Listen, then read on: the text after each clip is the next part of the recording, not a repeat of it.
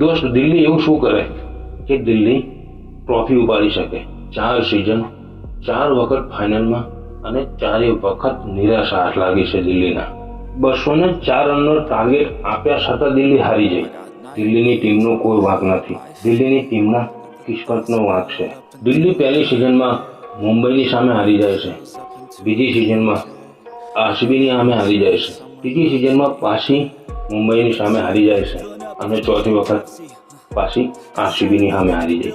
આરસીબીએ પહેલી wicket 9 run પર ગુમાવી હતી અને ત્યાંથી લઈ અને 18.4 ઓવર સુધી કોઈ જગ્યા નથી કે દિલ્હી જીતી શકે.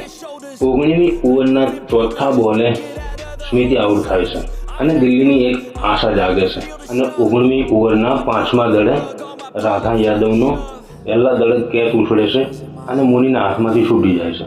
એ કેચ છૂટ્યો, એનો મેચ છૂટી ગઈ દિલ્હીના હાથમાંથી.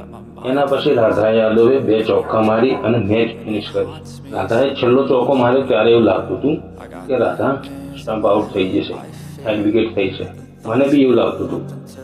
પછી ફરીથી જોયું ત્યારે ખબર પડી કે દિલ્હીની વિકેટ કીપરનો હાથ ડીગ્યો હતો. આરસીબીએ દિલ્હીને હરાઈ અને ટ્રોફી આરસીબીના નામ કરી નાખી છે. આરસીબી બીજી વાર ટ્રોફી ઉપાડી રહ્યું છે. હેરિસ જલ્દી આઉટ થઈ ગઈ હતી, પણ સ્મૃતિ મંધાના અને વોલ આ બંને જણાએ WPLની હાઈએસ્ટ પાર્ટનરશિપ કરી છે અત્યાર સુધીની 4 સિઝનમાં થઈને.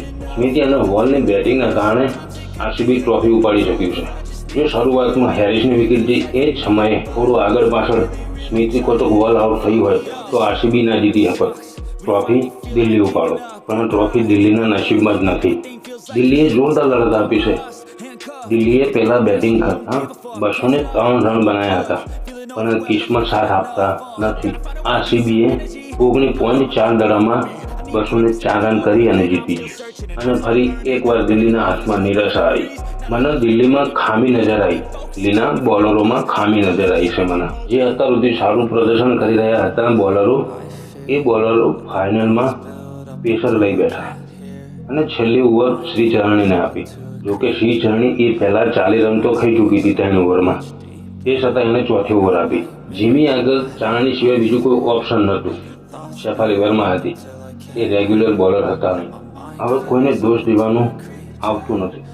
દોષ દેવો હોય તો દિલ્હીની કિસ્મતનો દેવાનો છે કે દિલ્હીના લક કોમ કરતા નથી.